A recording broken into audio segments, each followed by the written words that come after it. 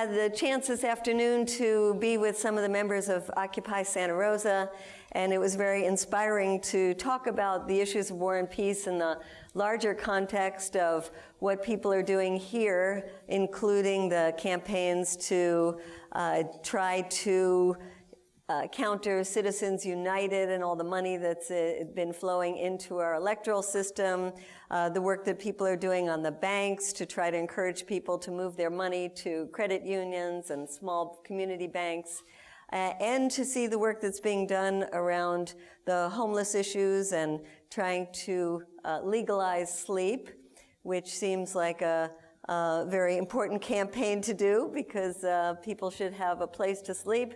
And putting all of that to me in the context of these drones just juxtaposes the kinds of needs that our community has with what our government and our Pentagon is spending its money on. So to put that in the larger context of wars, raise your hand if you think it's crazy that we still have our troops in Afghanistan and that we should bring our troops home now. Okay, yesterday, right. Well, you represent the majority of Americans that includes Republicans who now say the war in Afghanistan is just not worth fighting, which is quite remarkable when you still have all the troops there, when you have American soldiers that are still dying. But this has been building up, and the White House and the Pentagon have understood now for a couple of years that the American people in general are sick and tired of war, and especially with the financial crisis, understand that we just can't afford these wars. And on the one hand, you have that overwhelming majority of Americans saying, let's get out of Afghanistan. On the other hand, you have something very different when it comes to the drones, which is when Americans were asked, do you think it's okay to kill terrorist suspects with drones? 8 out of 10 Americans said yes. And that included not only Republicans, it included a majority of Democrats, and it included a majority of people who called themselves liberal Democrats. I read that statistic and I found it so remarkable because they were asked about terrorist suspects, which means people who haven't been convicted of anything. And drone strikes, people should well know, are a form of warfare that doesn't give your enemy a chance to surrender, which you're supposed to do. So the fact that liberal Democrats said it was okay to use these drones against terrorist suspects made me realize how important it was to get this book out, to go around the country, to be giving talks, and to encourage people to really talk to their friends and their neighbors and educate people about how wrong it is that we have moved into this kind of warfare. Well, the U.S. government has moved to drone warfare because American lives are not at risk, because it's cheaper than having troops on the ground, and because they can do it behind the backs of the American people. So first let me say a bit what are drones. When 9/11 happened, there were maybe only 50 drones in the whole arsenal of the Pentagon. Today, there are over 7,000 of them. And does anyone want to tell me what you think a drone is? Yeah. It's a weapon. Well, it doesn't have to be a weapon because it is used a lot for surveillance and can be used for all sorts of activities. But what characterizes a drone? Unmanned, so there is no person in the cockpit, and it's flying, and it has sensors in it, so it's relaying information to somebody on the ground. In this case, we have drones that come in all shapes and all sizes. Drones can be itty-bitty drones, the size of a mosquito, the size of an insect, the size of a hummingbird, the size of a dragonfly. In fact, there's a whole study now and many millions of dollars put into trying to mimic nature and take the miracle of a hummingbird or a dragonfly and study it to understand how you can transfer that to these drones. Then there's drones that are put in a soldier's backpack and can be launched by the soldier and scopes out the terrain before the soldier gets there. And then there are the larger drones that are used for the killing, and those are called Predator and Reaper drones. They are the size of a small airplane. And then there are huge drones the size of a commercial airliner called the Global Hawk. Those are surveillance drones and can be seeing an entire city at one glance. The drones that are used for killing, they are being piloted remotely from here in the United States. So there are pilots that have been recruited oftentimes from high schools where the kids were growing up playing war games. The same kind of console has been transferred now to the remote piloting. And in fact, the UN has said that the US is creating a PlayStation mentality towards war, because these pilots are sitting in front of a computer screen playing with a joystick, and they're doing this day in and day out, looking at a terrain that they know pretty much nothing about. Haven't been there, don't speak the language, don't know the customs. And one of the biggest problems, these soldiers say, is that they are bored. Many of them would like to be in the action. They would like to be with their buddies on the ground, but instead they're stuck at an Air Force base in the United States in an air-conditioned room in a comfortable chair, and they say that they're just watching a computer screen. So they want some action, which means they're looking for some suspicious behavior.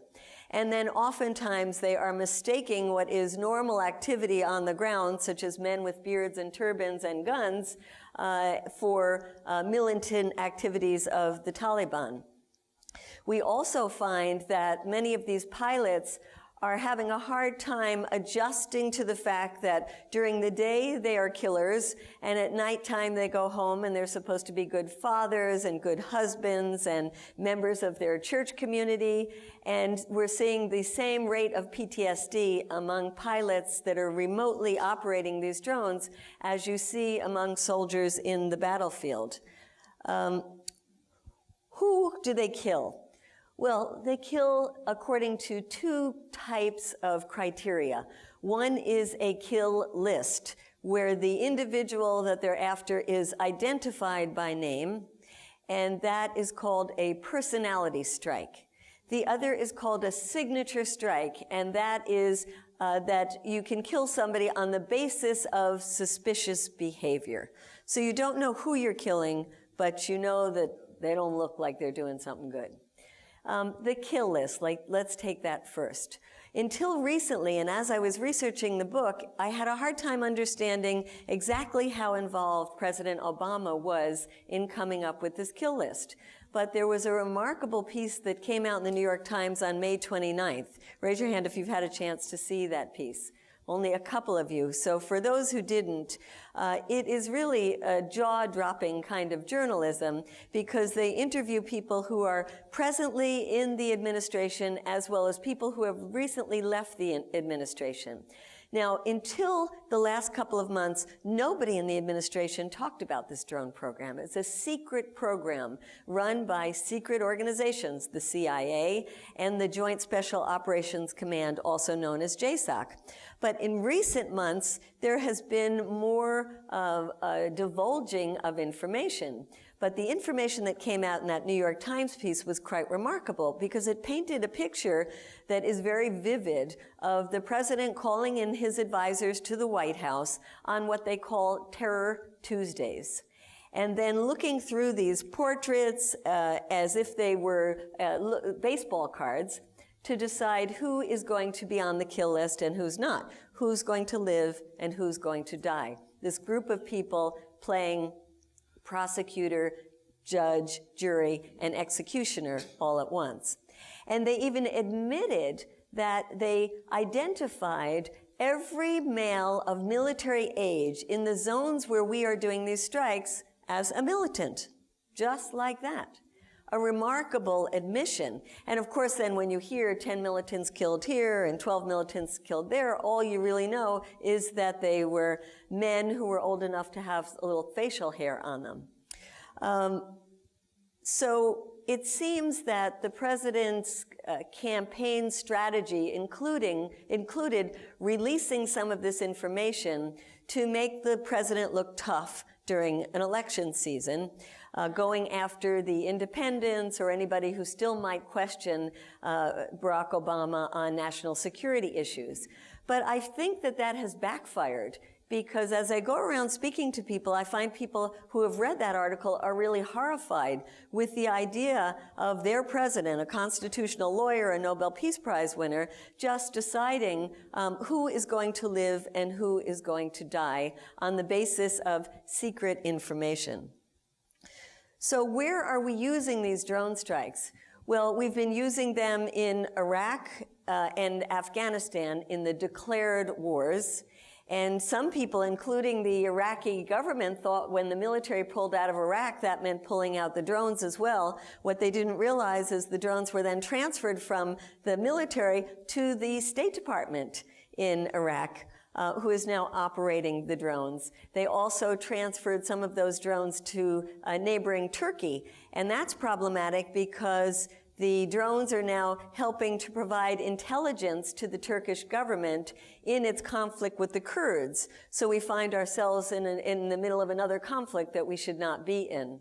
The U.S. government is also using the drones in the case of Pakistan, Yemen, Somalia, the Philippines, and opening bases for drones in many places around the world, including Oman, Qatar, Kuwait, Saudi Arabia, places in Africa like Djibouti, the Seychelles, Ethiopia, Uganda, Burundi, and most recently off the coast of Australia as well. Let me spend a little time just talking about Pakistan, because that's where we've used most of the drones. There were drone strikes under the Bush administration, but there was a total all over the world of 48 drone strikes. In the case of President Obama, that has increased exponentially. 85% of all drone strikes have happened under President Obama. In Pakistan alone, there have been over 320 of these drone strikes.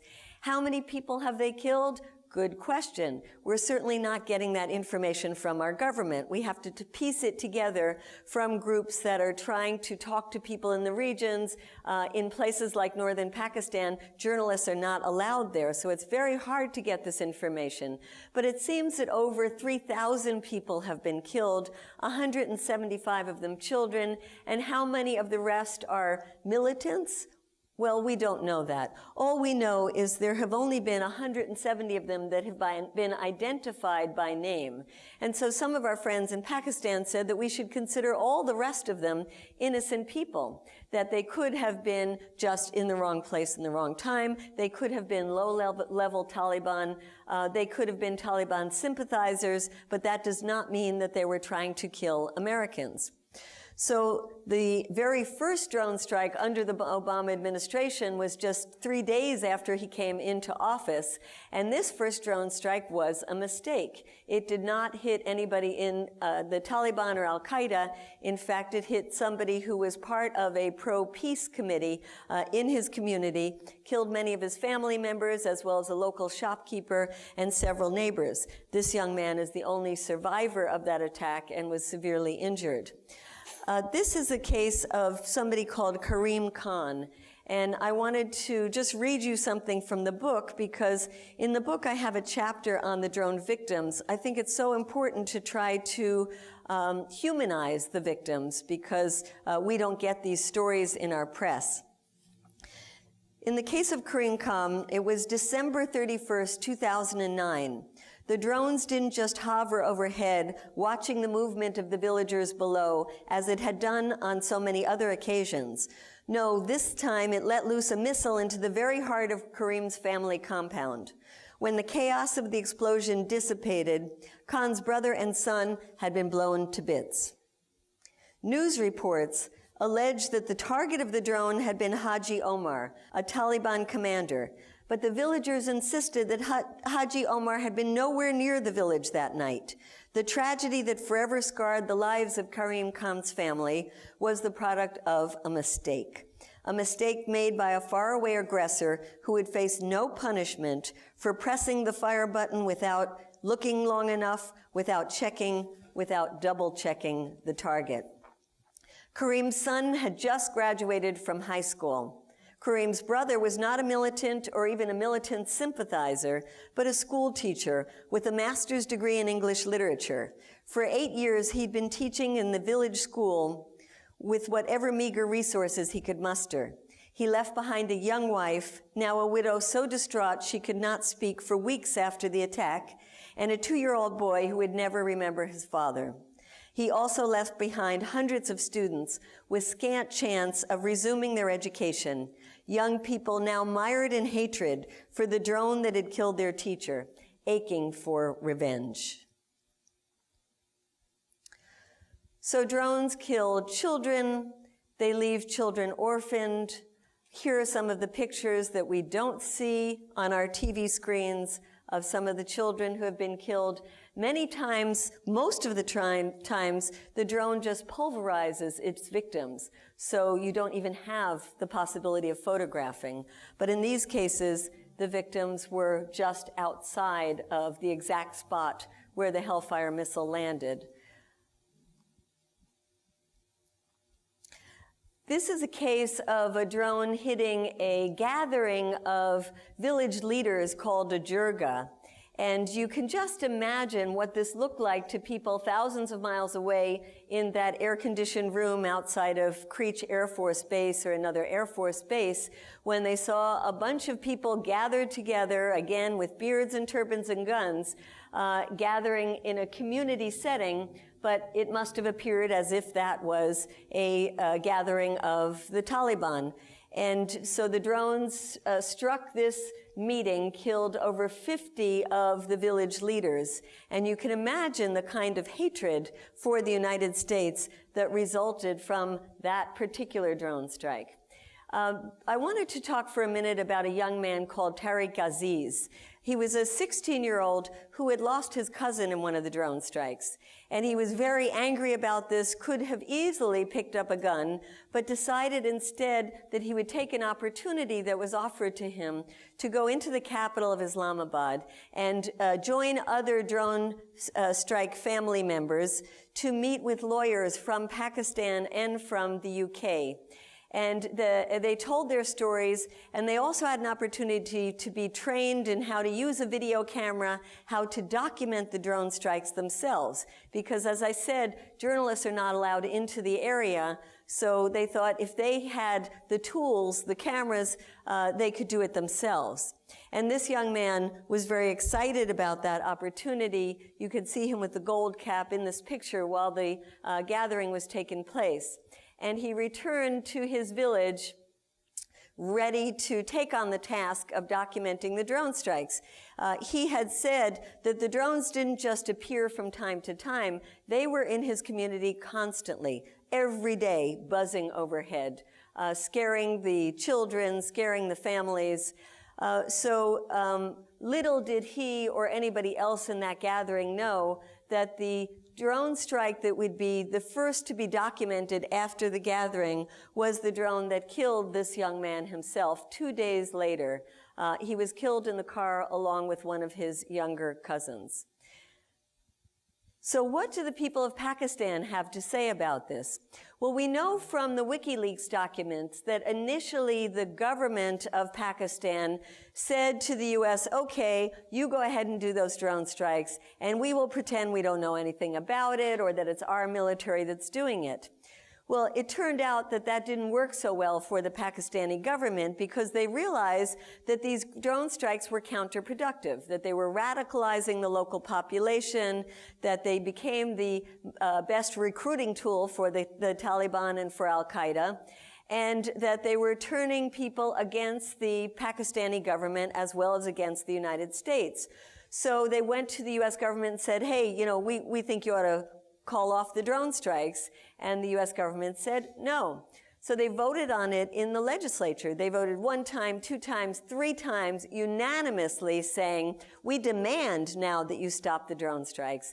And the US government that is supposed to respect and support democratically elected governments around the world said, sorry, we're going to continue with these drone strikes.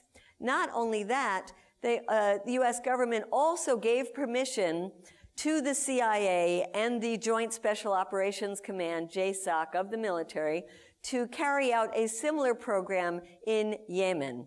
That similar program is not only killing people whose names they have, but also killing people on the basis of suspicious behavior. We really don't have a good idea of how many drone strikes there have been, except we know in the last 4 months they have increased tremendously and killed a lot of innocent people as well. In fact, we know that the first drone strike that the Obama administration launched in Yemen was in 2009, and that one killed 14 children and 21 women. And out of the dozens of people killed, only one of them was noted to have strong contacts with Al-Qaeda.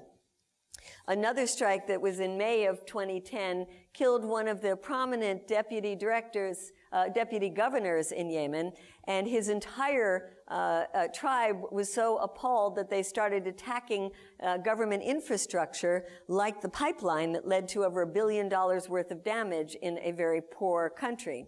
If you want to look at how counterproductive the drone strikes have been, in Yemen, when the Obama administration started those strikes in 2009, there were maybe 200 people who were part of Al-Qaeda in the Arabian Peninsula, and they controlled no territory.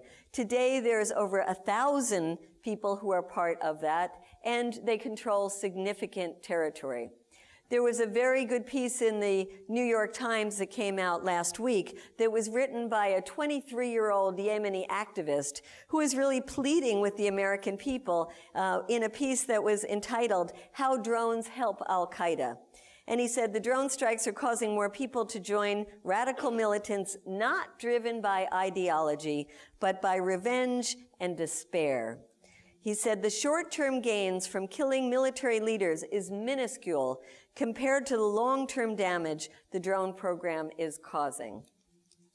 Well, in the case of Yemen, the U.S. is not only killing people from Yemen, it is also killing American citizens.